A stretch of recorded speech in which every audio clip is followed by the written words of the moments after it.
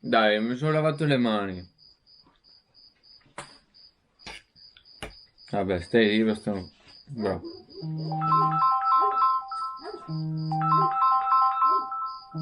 Pronto? Sì, salve, Lost to be free? Sì. Salve, siamo il TG3, volevamo fare un'intervista. Minchia. TG3 Venezia, Venezia? Vicenza voglio dire. Rete Veneta? Sì, Rete Veneta. In questo video vi racconterò della mia prima esperienza con Workaway nel sud della Spagna. Ci eravamo lasciati con il termine della prima stagione. Vi ho accennato che stavo andando a vivere con una famiglia nei dintorni di Siviglia e questo è l'annuncio a cui stavo rispondendo. Una mamma e sua figlia cercano aiuto con le faccende domestiche, con gli animali e con il giardino. Avrò internet illimitato, una camera privata e tutte le comodità di una casa. La signora vorrebbe imparare l'italiano, quindi dai, io glielo potrò insegnare mentre lei mi insegnerà lo spagnolo. Direi che è perfetto. Nostro mitico cacao istantaneo. Non è cacao latte, non è Nesquik, ma piuttosto di niente, meglio piuttosto. E quindi va bene anche questo. Oh, va bene, non è neanche tanto male, quindi ci sta. È stata l'unica a rispondermi positivamente nel giro di una giornata e senza troppe domande mi sono diretto a casa sua. Sembra troppo bello per essere vero e infatti non mi rendo conto di quello che sta per succedere. Cioè, io non l'avevo visto prima, quindi non avevo idea di com'era. Però c'era pure la foto di casa sua. Cazzo, pareva tutta bella in ordine, pulita. Invece cazzo, quando sono arrivato lì ho visto il manicomio che c'era fuori, ho detto mamma mia, speriamo sia solo fuori. Poi sono entrato in casa. Mamma, ancora peggio. La casa è un vero manicomio, sembra che sia passato un tornado, vestiti e cose sparse ovunque. Nell'ingresso ci sono 2 divani letteralmente sepolti da cose, c'è un tavolo anch'esso pieno e le sedie neanche ve lo dico. A terra hanno lasciato libero un corridoio per poter passare e raggiungere le altre stanze. Ai ai ai, ai ai ai ai ai ai. Cioè, è una roba devastante. In realtà non è così facile camminare, visto che lì dentro ci vivono un numero indefinito di cani e gatti, cuccioli e non. Posso solo immaginare cosa si nasconda dietro tutte quelle cianfrusaglie. L'odore è veramente insopportabile e non vedo l'ora di uscire. Minchia, meno male. Oh, a stavatta. Ah, che cazzo dico. Dai. Meno male è abbastanza bravo, perché se no, se vuole, questo mi porta giù in città. La fortuna viene in mio soccorso, sempre se si può chiamare fortuna.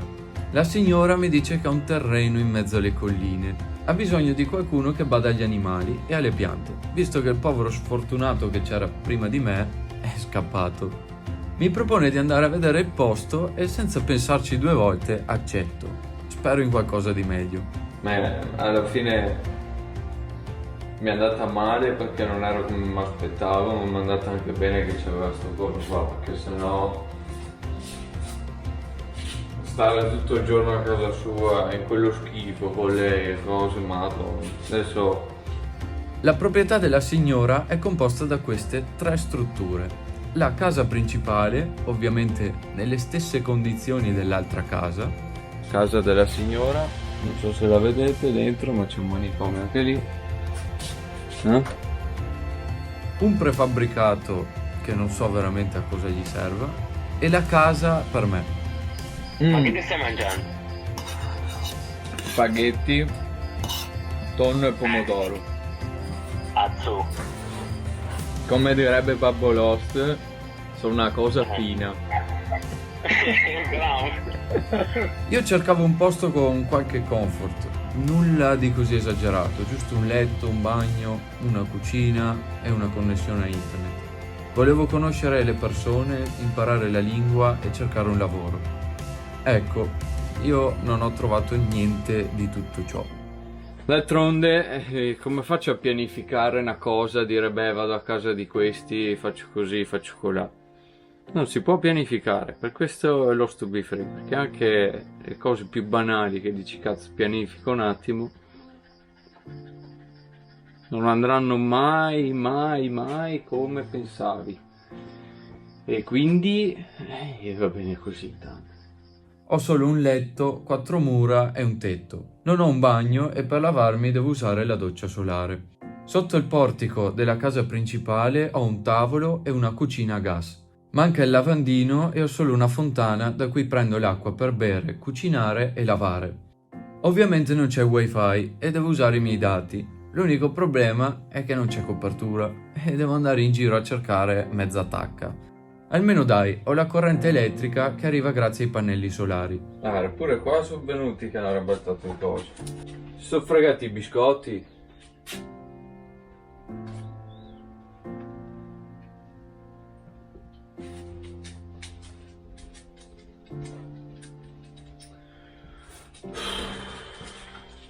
Si sono fregati i biscotti, i gatti. Li hanno proprio fatti sparire, c'è neanche la carta, bastardi. Meo, figli di puttana. Insomma, la differenza da quando vivevo in tenda è che ho un tetto e non devo smontare tutto tutti i giorni. E non c'è neanche uno svetto, un qualcosa da pulire, anche perché non si può usare, perché non c'è uno scarico, una fogna, una cosa, quindi una sciacquata e basta, speriamo di non prendere malattie. Le mie mansioni sono semplici. Verso le 8 inizio a dar da mangiare e da bere agli animali. Dopodiché annaffio le piante. 1 ora e mezza di lavoro al giorno in cambio di vitto e alloggio. 1 o 2 volte a settimana viene la signora con la spesa. La aiuto a sistemare o a costruire qualcosa. Però l'importante è iniziare, perché finire un lavoro non è proprio necessario. Infatti è tutto lasciato a metà. Poi qua non so che è successo, ma il pavimento è ancora da finire e non so perché. Invece l'immondizia sparsa in giro dà quel tocco in più di degrado al tutto. Allora, qua è tutto il casino che c'è. Non ho alternativa, senza soldi non vado tanto distante. Rimanendo qua non spendo niente e le prime 2 settimane le ho passate a editare video, tutti i giorni, dalla mattina alla sera. Mi sento relativamente bene, chiuso nella mia bolla a editare video. E dopo inizierà una sessione di editing / cazzeggio ogni tanto, perché non ce n'ho tanti cazzi. Con il passare dei giorni inizio a deprimermi e a sentire di più la solitudine. Trovare lavoro sembra impossibile. Non sto imparando la lingua e mi sembra sempre più difficile. Mi sento intrappolato in quel pezzo di terra.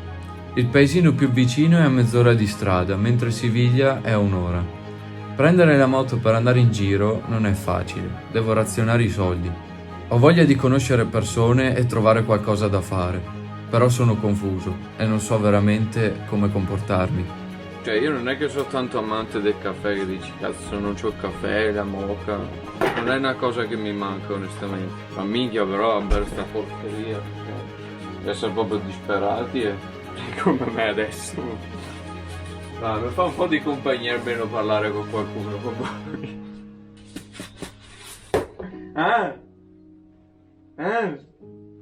Che cazzo mi guardate? State sempre appiccicati. India, sto delirando qua dentro. Sto delirando. La signora sfrutta Workaway per avere qualcuno che le aiuti. Non gli interessa niente di conoscere le persone. Basti pensare che ha avuto centinaia di volontari e nessuno è rimasto lì a lungo. Io al posto suo qualche domandina me la farei. In più di qualche occasione non sono riuscito a trattenermi e ho cercato di farle capire che dovevamo buttare l'immondizia e di concentrarci su un lavoro alla volta. Ma niente da fare. Ogni tanto diventa furiosa e sclera senza motivo e per questo non mi piace quando viene. Preferisco stare da solo che con persone così. Cioè, ma si può. Infatti dopo gli ho detto, ma qual è il problema, scusami? Nessuno. E allora, non serve questionare, alzare la voce e poi, mamma mia, gli era partita la testa, Un giorno mi scoccio e vedo che Masha è in città. Seguo i suoi viaggi sui social e l'ammiro moltissimo. Ne approfitto per evadere dalla solitudine e vado a Siviglia per incontrarla. Con la scusa poi incontro anche una coppia di italiani, Danilo e Federica. Vivono a Valencia e stanno viaggiando in moto per l'Andalusia. Uscire mi ha fatto sentire veramente molto meglio. Il tempo passa e arriva l'ultima settimana del mio mese da eremita. Viene a farmi compagnia un ragazzo tedesco, ma non mi trovo molto bene con lui. Si crede il più furbo del mondo, quando in realtà non ha capito proprio niente. Vabbè, dopo 3 giorni la signora lo caccia e arriva Santiago, un messicano, con cui mi trovo benissimo. Di solito si porta il cane a spasso. Noi portiamo le capre. E ci abbiamo un nuovo aiutante qua. È il gatto Morongo. È il gatto Morongo. Mi insegna un po' di spagnolo, ci perdiamo spesso a parlare e ci aiutiamo a vicenda. È un veterano di Workaway e non ha mai trovato niente a questi livelli. Aveva in mente di rimanere per mesi, ma ha cambiato idea appena arrivato. Che culo, io inizio proprio con il peggiore. Tu devi essere un po' più aperto mentalmente, ma te? Io sono aperto mentalmente. E c'ho per star qua, se non sei aperto mentalmente, fermi tu. Tutte e due cerchiamo altre sistemazioni e Santiago trova un ostello a Siviglia che sta cercando volontari. Purtroppo per lui prendono solo europei perché vogliono mettere tutti in regola. Prendo la palla al balzo e mi propongo io. Mi spiace veramente molto per Santiago e credo che sia una vera ingiustizia. Però che ci posso fare io? Niente. Si parte tra poco per una nuova avventura. E giù olio! E giù olio!